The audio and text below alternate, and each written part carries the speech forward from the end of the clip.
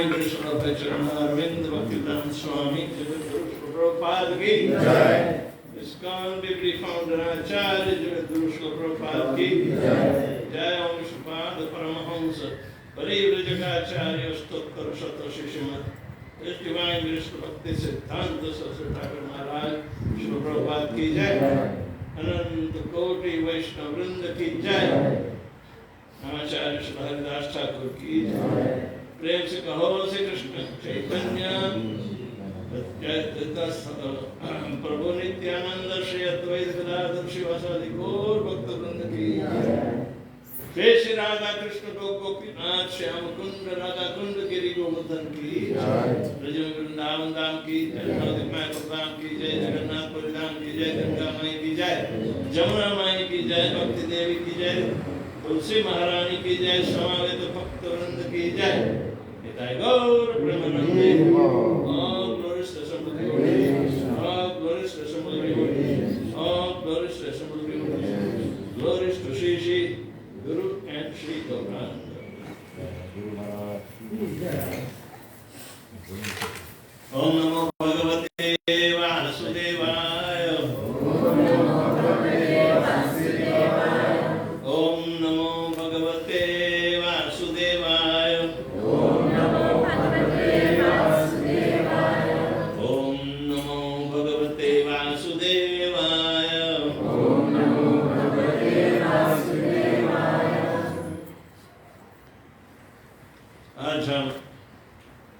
श्रीमद् भगवद गीता का 7वां अध्याय और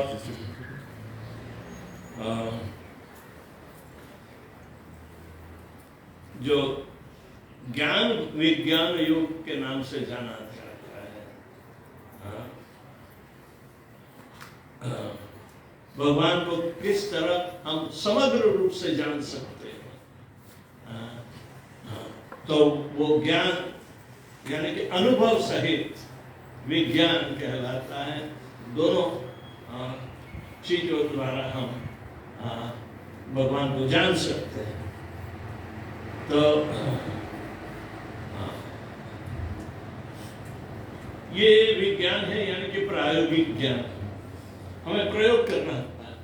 ज्ञान तो सिर्फ दिमाग तक ही तो काम करता है, लेकिन जब उसकी सूचना के अनुसार हम अपने प्रयोग में लाते हैं तो वो विज्ञान में जाता है, स्वतः अनुभव कराने वाला जो ज्ञान है वो विज्ञान कहलाता है। तो भगवान 7वें अध्याय के पहले श्लोक में ही बता देते हैं, आसक्त मना पात योगन युजन मदाश्रय असंशयं समग्रं मां यथा ज्ञानचित संशय रहित जिस तरह तो जान सकेगा, अनुभव कर सकेगा, उसके बारे में सुन। ये सुनने की आवश्यकता सबको है, क्योंकि ये सिर्फ मान्यता का विषय है। हम मान लेते हैं, लेकिन मन जितना चंचल है इतनी मान्यता भी चंचल होती है, वो ठिकाने नहीं रहती, कभी कर लेते हैं कभी नहीं कर लेते हैं। तो उसे भगवान नाराज रहते हैं, देखो इतना बड़ा महत्व का मौका मिल रहा है फिर भी वो उठाता नहीं।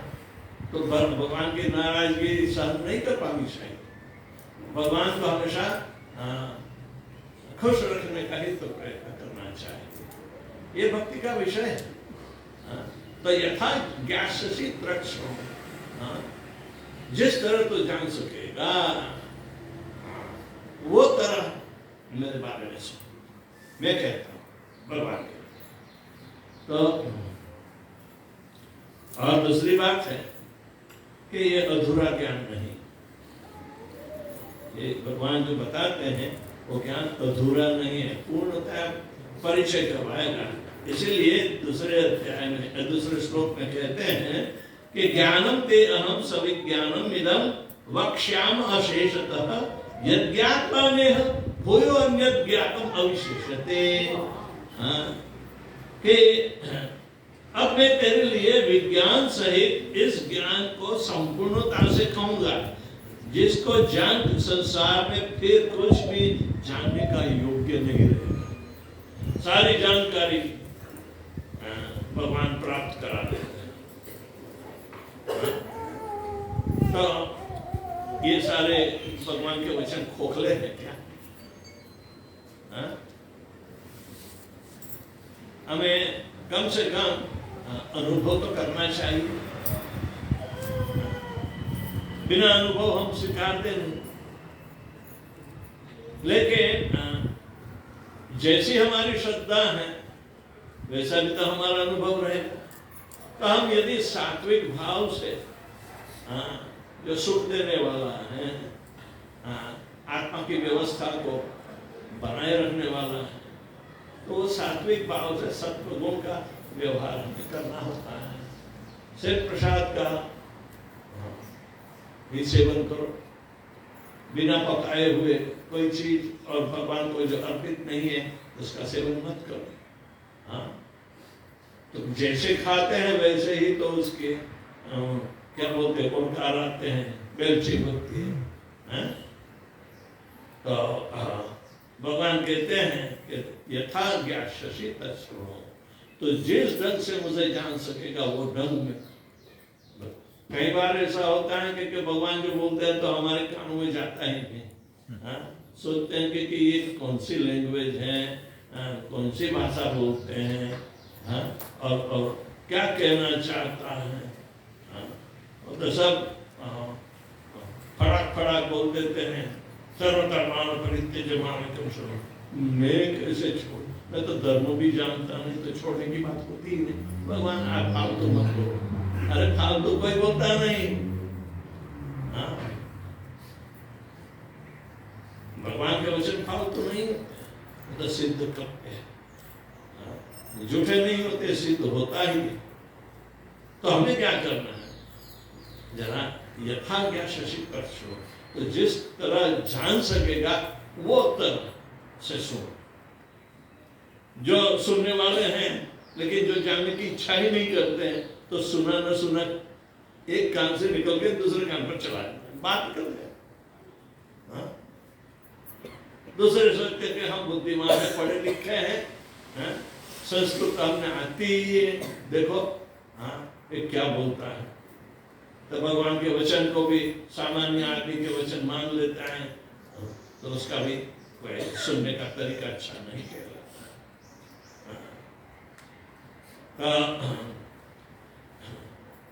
भगवान पूरे ढंग से विस्तृत रूप से समझाने की कोशिश कर रहे हैं कि जो जानकर दूसरी कोई चीज जानने के लिए बाकी नहीं रहेगी। नहीं तो किसी को सत्संग में पकड़ के खींच लाते हैं, एक तो आने की इच्छा नहीं, दूसरी बार जबरदस्ती से उसको सुनना पड़ता है, वो स्वीकारने के लिए तैयार नहीं। ये सुनने से क्या फायदा?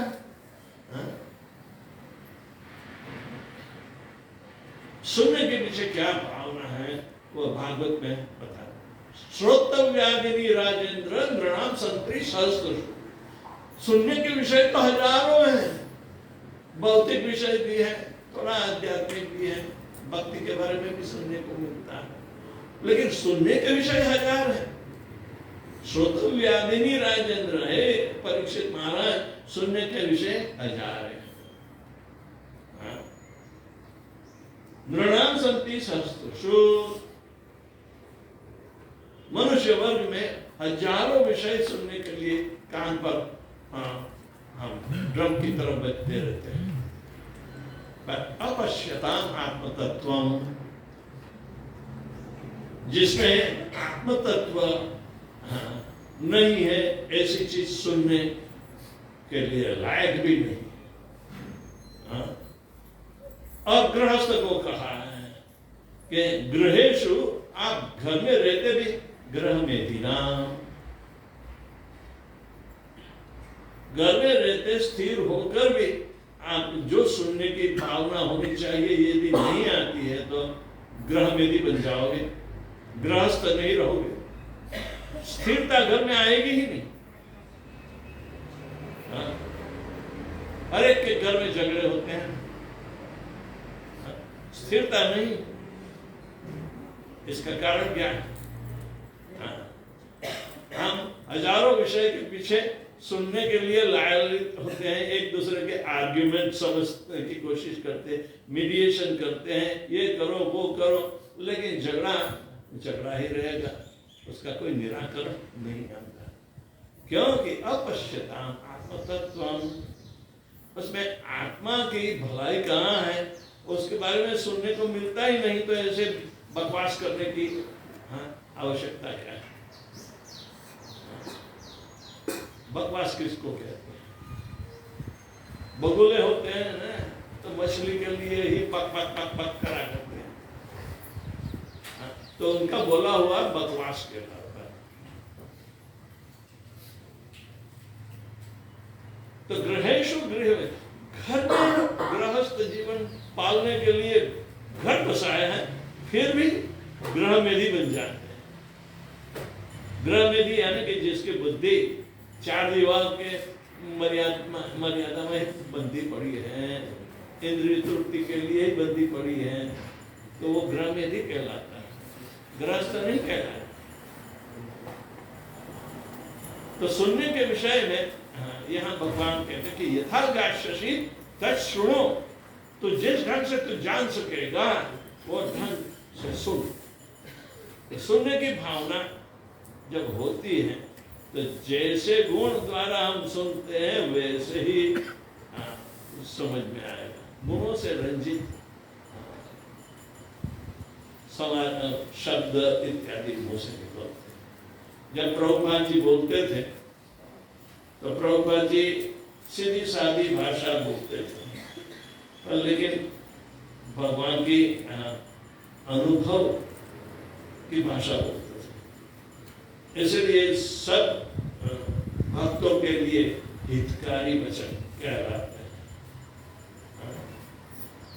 यदि प्रभुपाद जी गुस्से में भी कुछ बोलते थे तो भक्तों पर ये असर होती थी कि देखो ये कितना भाग्यशाली भक्त है, जो प्रभुपाद ने उसको डांटा,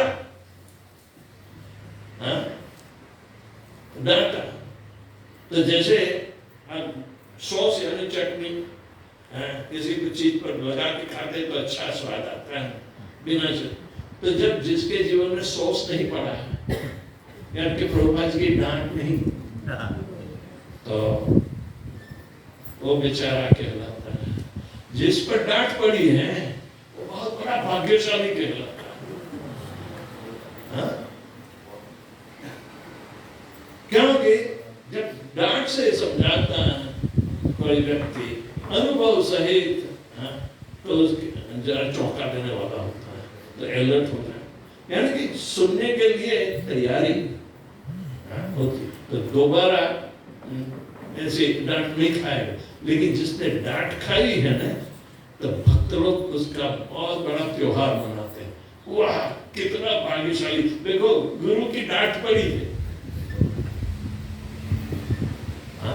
जानबूझकर डांट नहीं खाना, गलती है तो गुरु बताएंगे, तो डांट पड़ती है तो समझना कि ये भगवान की कृपा है। तो यथाज्ञास्यसि तच्छृणु, जिस ढंग से भगवान के शब्दों हमें स्वीकारना है, उसमें 3 गुणों द्वारा नहीं स्वीकार सकते। सत्व गुण में तो रहना ही पड़ता है, तो सात्विक भाव से हम जब स्वीकारेंगे तो अध्यात्म का भाव आगे बढ़ेगा। और अध्यात्म में हम अपने आत्मा के स्वभाव के अनुसार सुनते हैं तो अवश्य भगवत प्राप्ति हो सकेगी।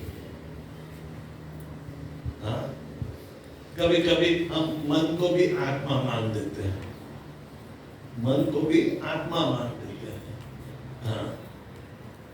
लेकिन मन शब्द शरीर के अलावा अपने भौतिक इच्छाओं का संग्रह स्थान को भी मन कहते हैं। कभी कभी आत्मा को भी मन कर कह देते हैं। कभी कभी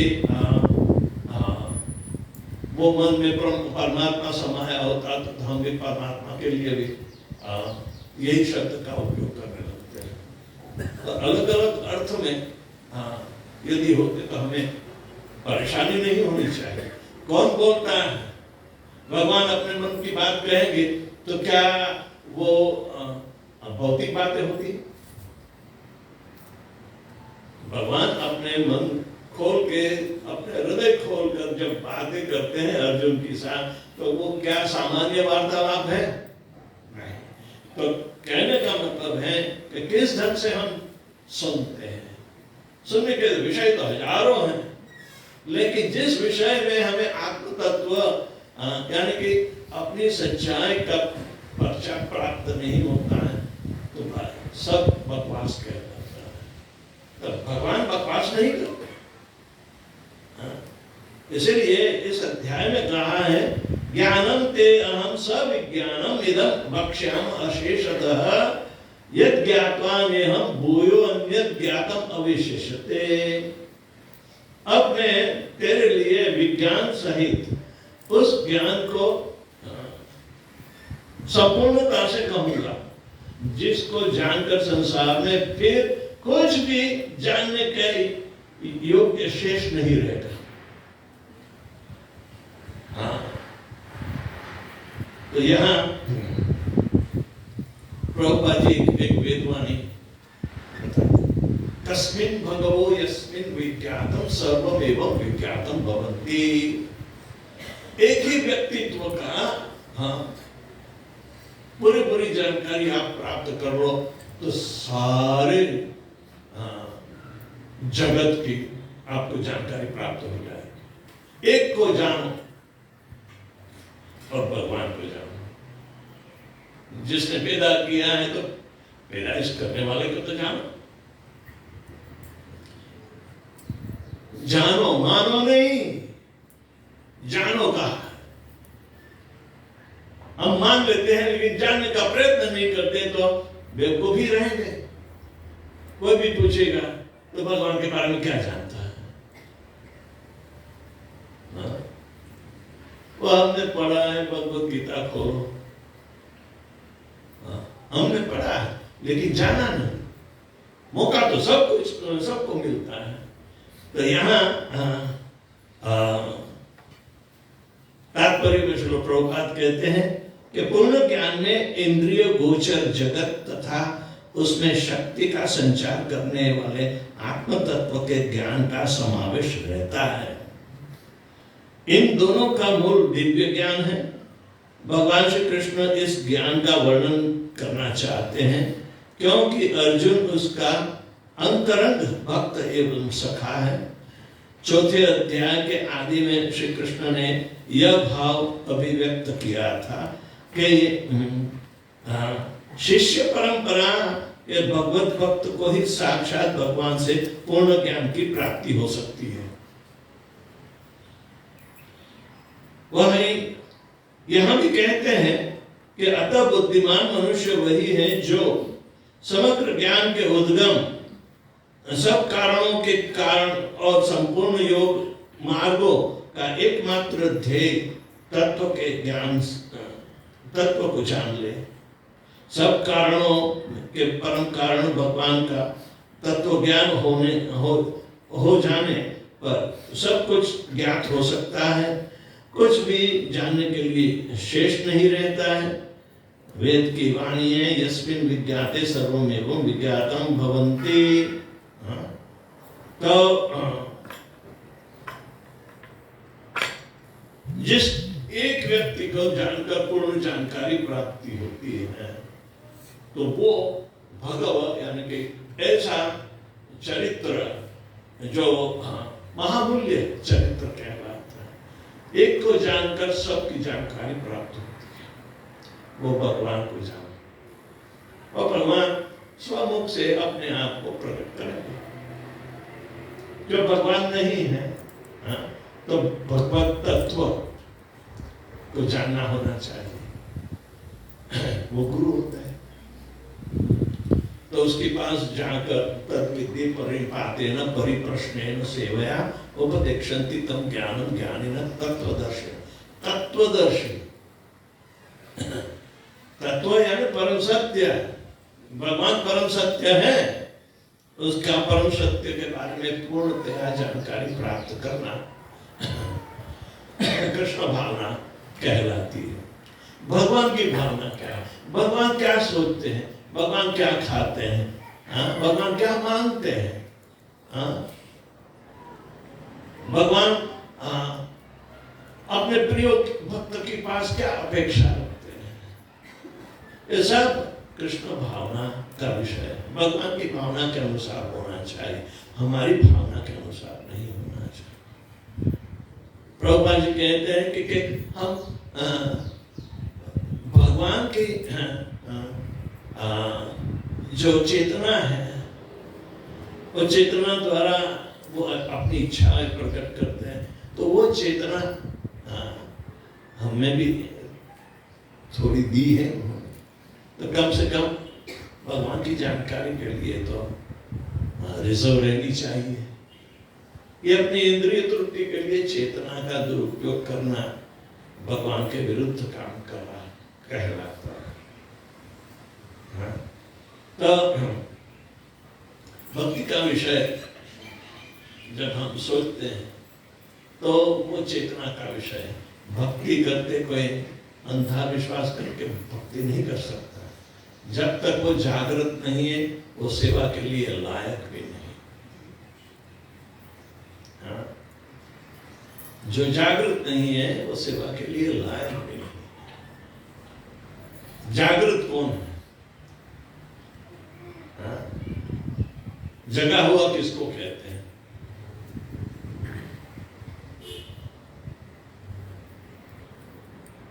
जिसकी चेतना जिन जिन इंद्रियों में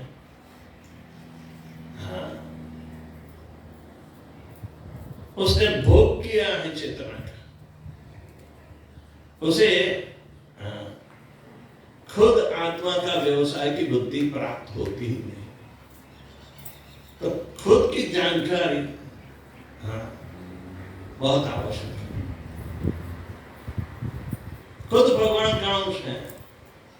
तो कल भी कहा था कि अंश को जानते, यानी कि पार्ट एंड पार्सल को जानते हम पूर्णता का भी परिचय कर सकते हैं। पूर्णता अपने में नहीं, हम तो सैंपल हैं।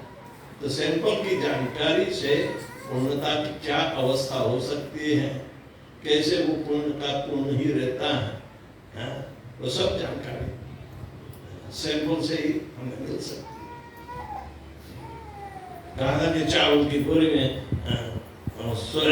थोड़े चावल निकाल के देख लेते हैं कि कैसी क्वालिटी है, क्या है, बाद नहीं खरीद सकते हैं। तो उसी तरह आत्मा सैंपल है, परमात्मा होलसेल इनका विषय है। तो सैंपल की जानकारी होते हुए भगवान की जानकारी प्राप्त होती है। तो इसी तरह जब हम भक्ति में जानकारी की भावना से कोशिश करेंगे, तो अवश्य अपना आत्मा जागृत रहेगा। नहीं तो सोया हुआ आत्मा जो है वो जागृत नहीं है। फिर भी वो हम जबरदस्ती से उसके पास भक्ति के कार्य कराते रहते हैं, लेकिन झगड़ा बना रहता है, क्योंकि आत्मा जगी नहीं है। भक्ति करने की भावना होगी, लेकिन भक्ति की शुद्धता भी नहीं आई है, क्योंकि वो जागृत नहीं। जागृत भक्त होना बहुत आवश्यक है। कहना कि जागते रहो, क्योंकि बहुत सारे दूषण अटैक कर सकते हैं। जो जगह है वो अपनी सुरक्षा आसानी से कर सकता है। तो ये जो विषय है बहुत आवश्यक है समझने के लिए। और जो भक्त प्रगति करना चाहते हैं भक्ति में, तो बिना जागृति लाए प्रगति नहीं कर सकते। ओम अज्ञानतिमिरान्धस्य ज्ञानाञ्जनशलाकया चक्षुरुन्मीलितं येन तस्मै श्रीगुरवे नमः। श्रीचैतन्यमनोभीष्टं स्थापितं येन भूतले स्वयं रूपकदा मह्यं ददाति स्वपदान्तिकं। वन्देऽहं श्रीगुरुः श्रीयुतापदकमलं श्रीगुरुन् वैष्णवांश्च श्रीरूपं साग्रजातं सहगणा रघुनाथान्वितं तं सजीवं साद्वैतं सावधूतं परिजनसहितं कृष्णचैतन्यदेवं श्रीराधाकृष्णपादान् सहगणा ललिता श्रीविशाखान्वितांश्च। हे कृष्ण करुणा सिन्धु दीनबन्धो जगत्पते गोपेश गोपिकान्त राधाकान्त नमस्तुते। तप्त कांचन गौरांगी राधे वृंदावनेश्वरी वृषभानुसुते देवी प्रणमामि हरिप्रिये। वाञ्छाकल्पतरुभ्यश्च कृपा सिन्धुभ्यः च पतितानां पावनेभ्यो वैष्णवेभ्यो नमो नमः। नमः विष्णुपादाय कृष्णपृष्ठाय भूतले श्रीमते भक्तिवेदांत स्वामिनिति नामिने। नमस्ते सारस्वती देवे गौरवाणी प्रचारिणे निर्विशेष शून्यवादी पाश्चात्य देश तारिणे। जय श्री कृष्ण चैतन्य प्रभु नित्यानंद श्री अद्वैत गदाधर शिवासादि गौर भक्त वृंद। हरे कृष्णा कृष्णा कृष्णा हरे हरे, हरे राम राम राम हरे हरे। ज्ञानं तेहं सविज्ञानं वक्ष्यामि शेषतः यज्ञापनेह भूयो अन्यत् ज्ञातम् अवशिष्यते। अब मैं तेरे लिए विज्ञान सहित उस ज्ञान को संपूर्णता से कहूंगा जिसको जानकर संसार में फिर कुछ भी जानने योग्य शेष नहीं रहता। भगवान पूर्ण है, पूर्ण से पूर्ण ही निकलते हैं। इतने सारे पूर्ण निकलने बावजूद, क्योंकि सारे पूर्ण उसके अंदर समाये हैं, इसलिए भगवान पूर्ण के पूर्ण ही रहते हैं। हाँ, ये परम सत्य है। हाँ, ओम पूर्णमदः पूर्णमिदं पूर्णात् पूर्णमुदच्यते पूर्णस्य मादाय पूर्णमेवावशिष्यते। हाँ, यही भगवान श्री कृष्ण अपने आप में पूर्ण है। पूर्णस्य पूर्णमादाय, एक पूर्ण में से असंख्य पूर्ण निकलते हैं। इतना विस्तार होने के बावजूद भी वो पूर्ण के पूर्ण रहते हैं। इसका मतलब है सारे पूर्ण जो इकाई इनसे निकली है वो सभी उसके अंदर ही है। यानी कि इतना बड़ा विजन भगवान का जो दृष्टिकोण है, हमें इतना विजन आसानी से ग्रहण करना चाहिए। जब हम ये दो आंखें, दो कान, दो नासिकाएं, ये नवद्वार रूपी देह में हम जानकारी की भावना करते हैं, तो ये बहुत मर्यादित बनती है। ज्यादातर जानकारी हमारे बाहर के विषय की है। तो जैसे हम अकेले अपना थोड़ा सा साम्राज्य छोटे घर में बना देते हैं, तो बाहर की दुनिया का ज्यादा परिचय नहीं होता, बाहर जाना ही पड़ता है, विस्तार करना ही पड़ता है, तो थोड़े लोटुका में क्या चल रहा है उसका पता चलता है। घर में बैठे को ज्यादा ज्ञान नहीं। तो उसी तरह भगवान पूर्ण है और सब कुछ पैदा होता है तो उसके अंदर ही पैदा होता है। पूर्ण के बाहर कुछ भी पैदा नहीं हो सकता। इसीलिए इतना सारा पूर्णों की पैदाश होने के बावजूद भी अपने आप में संपूर्ण रहते हैं। वो शिक्षा आसानी से समझना थोड़ा मुश्किल है।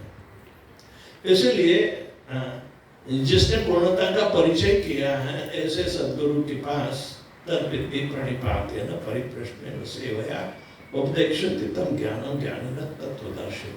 तत्वदर्शी, दर्शी यानी कि जिसने परम सत्य का दर्शन किया है कि परम सत्य क्या है, पहचान की है कि परम सत्य भगवान के अनुसार ही तो होना चाहिए। मैं अलग से परम सत्य की पहचान कैसे कर सकूंगा? इसलिए दूसरे श्लोक में ही पूर्णता का परिचय कहाँ होगा उसका उल्लेख करते हैं। पहले तो जब हम पूर्णता का परिचय करते हैं भगवान की, तब दोबारा ये मोह प्राप्त नहीं होगा। न पुनर्मोहम एवं यास्यसि पांडव। और पूर्णता का परिचय कि एतान्य भूतान्य शेषाणि द्रक्ष्यस आत्मन्यतो मयि। सारे जीव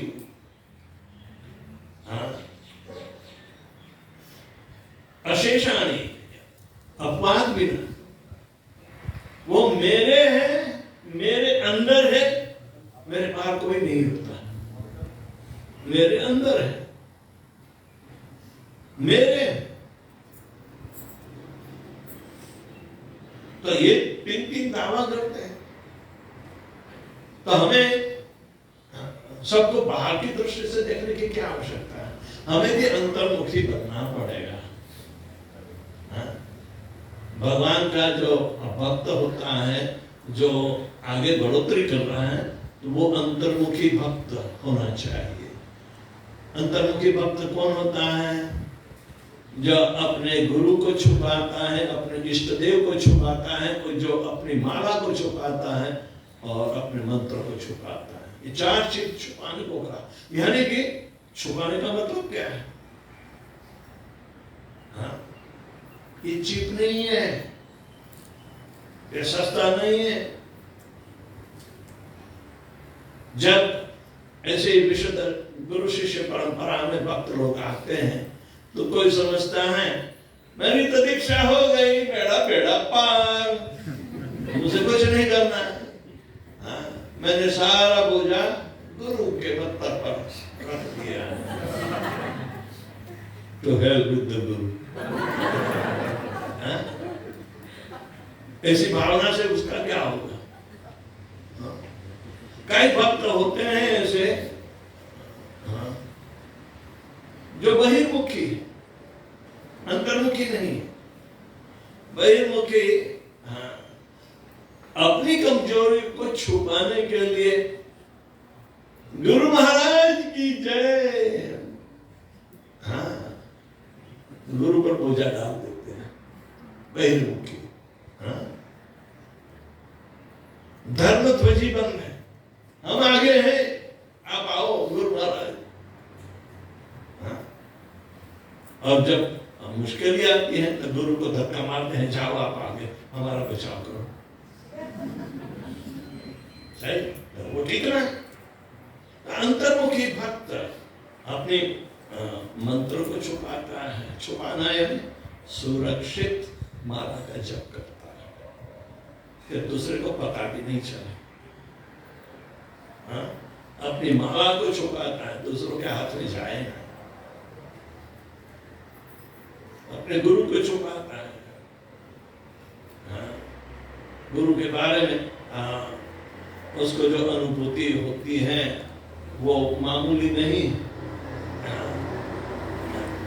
ये गुरु को आगे फंसाने के लिए कमजोर भक्त को नंबर गेन आगे बढ़ाने के लिए नहीं भेजता।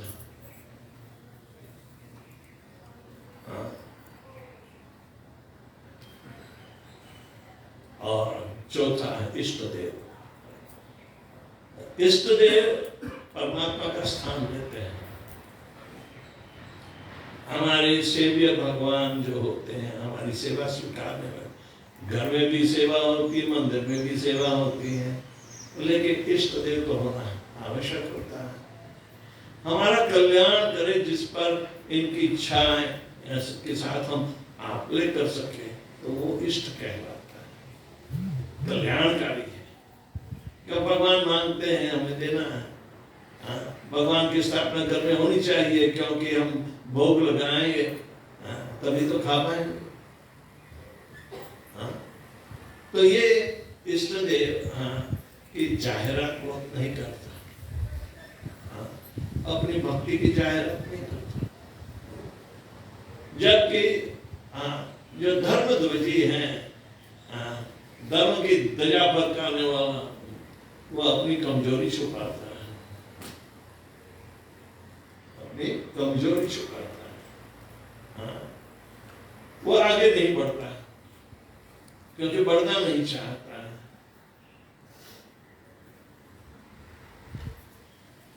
प्रभुपाद जी कहते कि 16 माला का जप हो गया, अरे हमने कर दिया, now I can do any damn thing for the whole day. नहीं,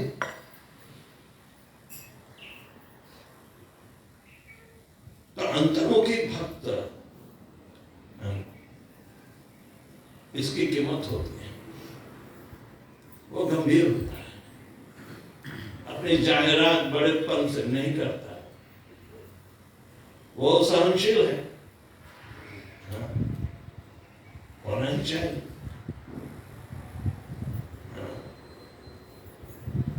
तो किसी भी प्रकार का क्रेडिट और प्रॉफिट, एडोरेशन एंड डिस्टिंक्शन, 3 चीज। कोई लाभ के लिए, एडोरेशन किसी की वाह स्वीकारने के लिए,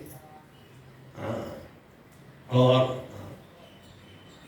डिस्टिंक्शन, मेरा अगुआ स्थान है, मैं अगुवाई करूंगा, मैं सब पर हुकूमत चलाऊंगा। तो प्रॉफिट, एडोरेशन एंड डिस्टिंक्शन, ये 3 चीज से सावधान। अंतर्मुखी भक्त नहीं चाहेगा, बहिर्मुखी भक्त चाहेगा, किसी को धक्का मार कर आगे निकल जाएगा, चाहे उसका क्वालिफिकेशन है ना है। तो क्वालिटेटिव डिवोटी कहाँ है, वो ढूंढना। जो गंभीर है, इन चीजों से अवगत है, इनका एसोसिएशन करना, इनका संग करना भारी फलदायी है, नहीं तो गया काम से। थोड़े दिन हम हुकूमत चलाए, बाद में तो फिर वापस 4 दिन की चांदनी फिर अंधेरी रात, ऐसी हालत होती है। तो अंतर्मुखी भक्त बनने के लिए भगवान ये श्लोक में बताते हैं कि इनका व्यक्तित्व इतना दिव्य है, और जो जानकारी वो स्वयं देते हैं, उसे यथावत जानने से वो गारंटी दे सकते हैं कि एक को जानकर विशेषता दूसरी जानकारी की आवश्यकता भी नहीं रहती। ऐसा व्यक्तित्व, ऐसा चरित्र आत्मा को लागू होता है, क्योंकि ऐसे चरित्र आत्मा में भी कम से कम थोड़ा तो आना चाहिए, नहीं तो उद्धार कैसे होगा। हम आत्मजीवेर स्वरूप हो नित्य कृष्णदास, कृष्णेर तटस्थ शक्ति भेद अभेद प्रकाश। भगवान का नित्य दास है, और तटस्थ शक्ति है, यानी कि डामाडोल, तटस्थ, तट पर कभी पानी चढ़ जाता है, कभी सूखी जमीन दिखाई देती है, तो वो तट वाला विस्तार मध्यस्थ शक्ति कहलाती है। तटस्थ शक्ति भेद और अभेद दोनों है। तो ये जीव अभेद यानी भगवान से अलग पर दूर करना चाहता है, तो भगवान के जो चरित्र हैं दिव्य, वो चरित्र उसको खिलाने के लिए, विकसाने के लिए काफी मोहलत देते हैं। काफी मोह बांध देते हैं। हाँ। भगवान की शक्ति का आविर्भाव हर एक जीव में होता है। चेतना जो है वो आध्यात्मिक दिव्य चेतना हर एक जीव में है। नहीं ऐसा नहीं, हर एक जीव में चेतना तो आध्यात्मिक ही होती है। हम लोग उसका दुरुपयोग करके इंद्रियों के विषय में डाल देते, तो दूषित करते हैं चेतना को। अब दूषित चेतना से भगवान के ये सत्य की जानकारी कैसे होगी? तो भगवान का नाम इसलिए दिया गया कि ये चेतना की शुद्धि करेगा। चेतो धर्म मार्जनम भव महादावाग्नि निर्वापणम श्रेय कैरव चंद्रिका वितरणम विद्या वधु जीवनम आनंदम बुद्धि वर्धनम प्रतिपदम पूर्णामृतम स्वादनम सर्वात्म स्नपनम परम विजयते श्री कृष्ण संकीर्तन। संकीर्तन यज्ञ की जय हो। क्यों कि जो चेतना के शीशे पर भौतिकता की धूल जमी है, उसमें अपना प्रतिबिंब भी सही ढंग से नहीं दिखाई देता, तो उसकी सफाई करता है। भगवान का नाम जो आध्यात्मिक तरंगे वाला है, तो आध्यात्मिक तरंगे अपने चेतना के शीशे पर जो धूल जमी है भौतिकता की, उसको सफाई करेगा। तो ये प्रयोग तो काफी आवश्यक है कलयुग के लिए। तो जिसने हरे कृष्ण महामंत्र जपना नहीं शुरू किया है, उसके सीने में पवित्रता नहीं दिखाई देगी, ज्यादातर भौतिकता की धूल दिखाई देगी। खुद नहीं देख सकता है तो दूसरे क्या से देख पाएंगे? लेकिन ये सत्य है कि जो हरे कृष्ण महामंत्र करता है तो उसके चेतना की सफाई होती है। तो श्रेय कैरव चंद्रिका वितरणम विद्या वधु जीवनम। रात्रि में चंद्रमा की जो शीतलता और प्रकाश जो है, तो औषधि की तरह काम करता है। सारे बगलों को मिटाने वाला चंद्रमा है, जो दिन दिन में सूर्य प्रकाश में रजोगुणी और सूर्य अस्त होते तमोगुणी वातावरण पैदा होता है, उससे हम रजो और तमोगुण जो नाशपंथ वाला है, तो हमारा कल्याण तो नहीं करेगा। लेकिन भगवान का नाम शीतलता छाता है। और विद्या वधु जीवन, ये नया नया अनुभव कराने वाली विद्या है। और भगवान का नाम इसने रस पूर्वक आनंद पूर्वक जब हम जपते हैं, तो पूर्णामृताम स्वादनम, पूर्ण अमृत का स्वाद, यानी कि हम ये भौतिक जन्म मरण के चक्कर से छूटते हैं, अमृत अवस्था में पहुंचते हैं। तो ये आत्मा का स्वभाव परमात्मा के लिए समांतर स्थिति पर आता है, सच्चित आनंद की स्थिति पर आता है। तब छोटा बड़े के साथ आदान प्रदान कर सकता है। छोटे अणु आत्मा महत परमात्मा के साथ अपना व्यवहार शुरू, जो भक्ति का व्यवहार किया जाता है। ऋषभदेव अपने बच्चों को सिखाते हैं कि सताम प्रसंगाम मम वीर्य संविदा। सत्संग के प्रसंग में मेरे बल की प्राप्ति होनी चाहिए, जिसके द्वारा भवंती हृद कर्ण रसायन कथा। कथा विषय जो आध्यात्मिक है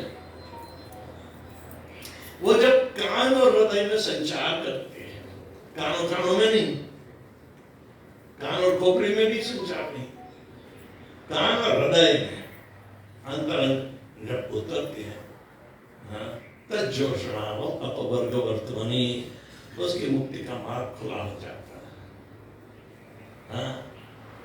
हमने बताया था पहले पवर्ग और अपवर्ग क्या होता है। पवर्ग मृत्यु का मार्ग कहलाता है, अपवर्ग मुक्ति का मार्ग कहलाता है।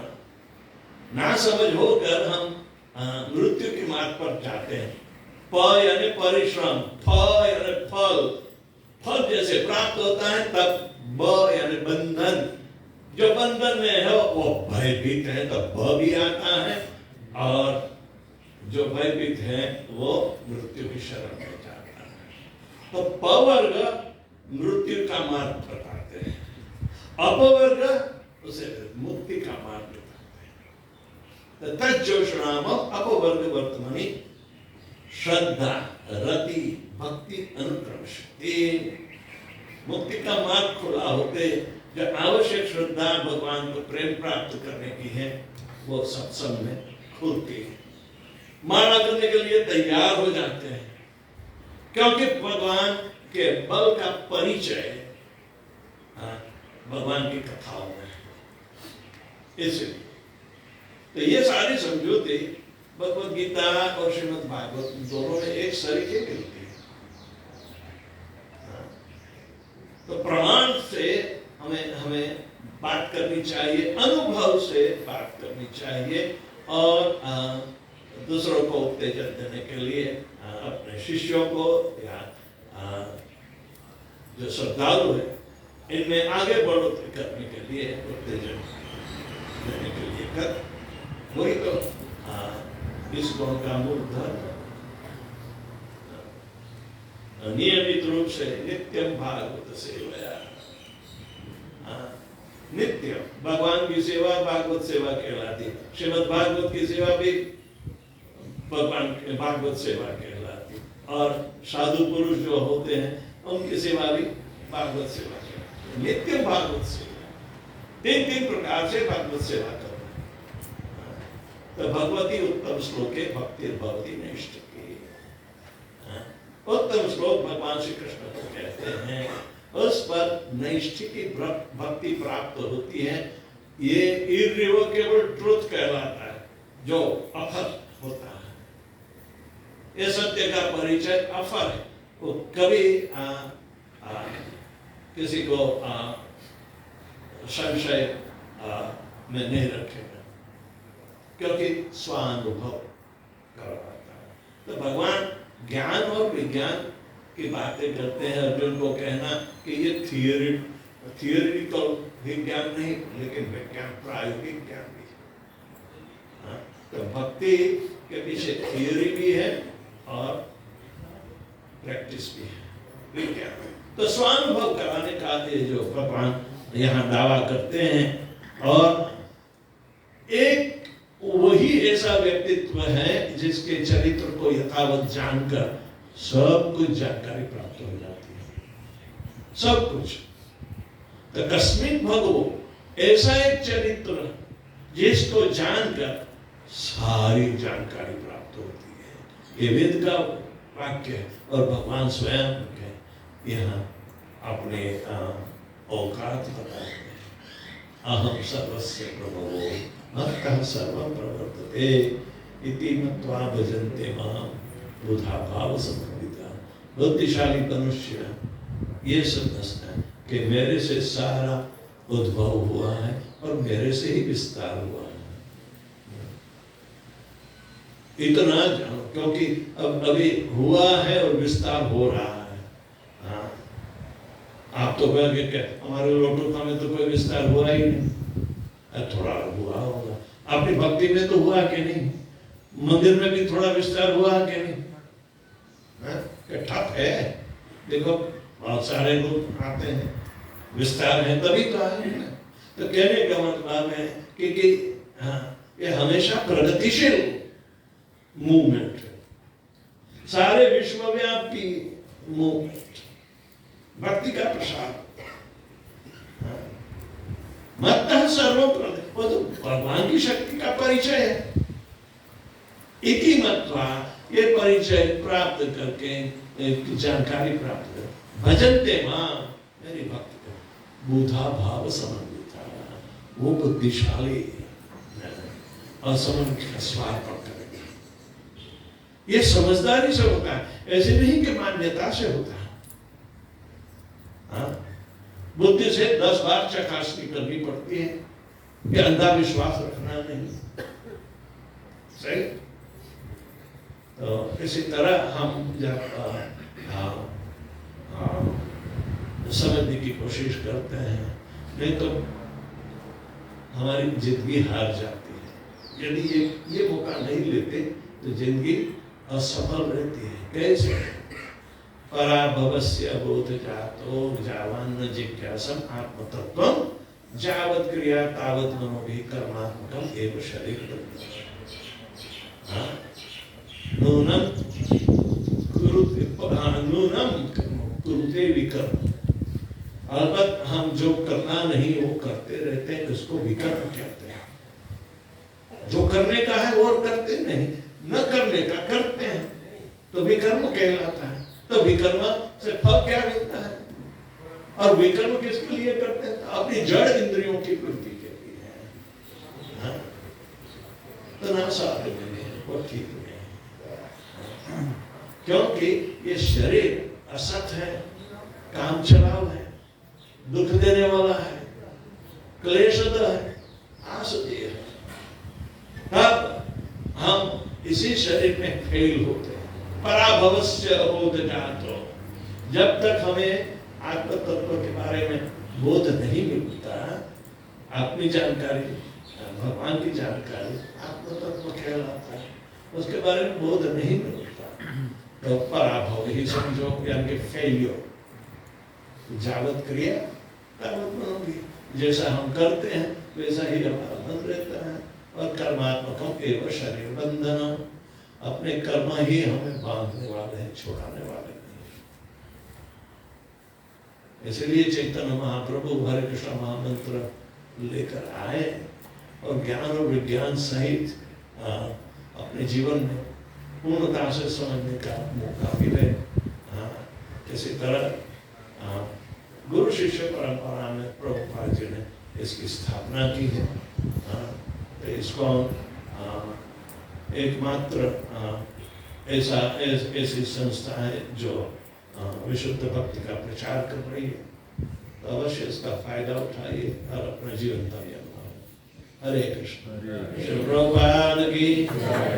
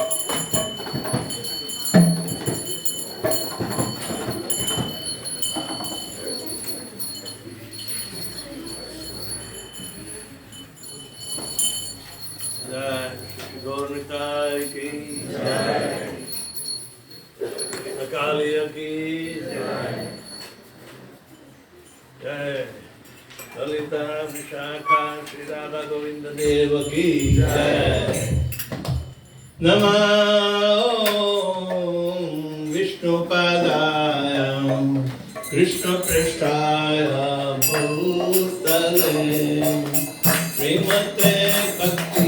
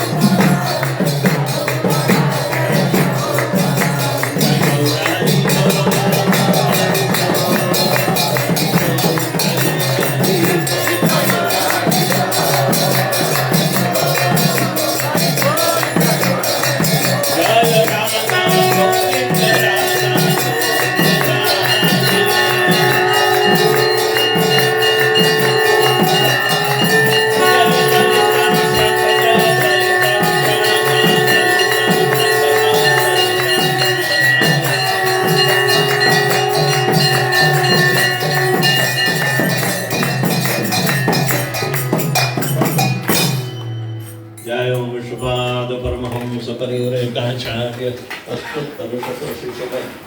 इस डिवाइन कृष्ण चरणारविंद भक्तिदान स्वामी जगत गुरु स्वरूपाद की इस कांडिवली काउंडराचार्य जगत गुरु स्वरूपाद की जय ओम विश्वपाद परमहंस परिव्राजकाचार्य सत्पुरुषोत्त श्रीमद इस डिवाइन कृष्ण भक्ति सिद्धांत सरस्वती ठाकुर महाराज श्री की जय अनंत कोटि वैष्णव वृंद की जय नमस्चार्य श्री हरिदास ठाकुर की जय प्रेम से कहो श्री कृष्ण चैतन्य प्रभु नित्यानंद श्री अद्वैत गदाधर श्रीवासादि गौर भक्त वृंद की जय श्री श्री राधा कृष्ण गोपीनाथ श्याम कुंड राधा कुंड गिरि गोवर्धन की जय ब्रजमय वृंदावन धाम की जय मायापुर धाम की जय जगन्नाथपुरी धाम की जय गंगा माई की जय जमुना माई की जय भक्ति देवी की जय तुलसी महारानी की जय समावेत भक्त वृंद की जय निताय गौर Premanand all glories to some all glories to some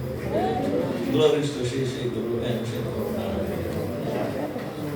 Namaste Narasimhaya Namaste Narasimhaya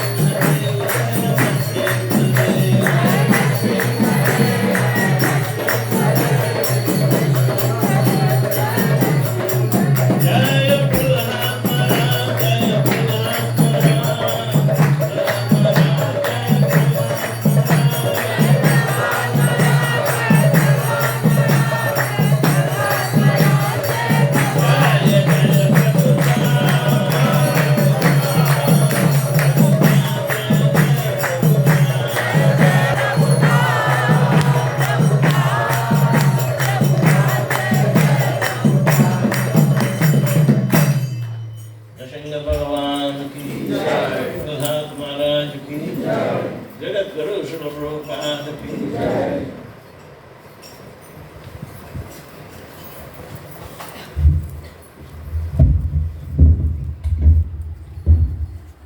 Hare Krishna.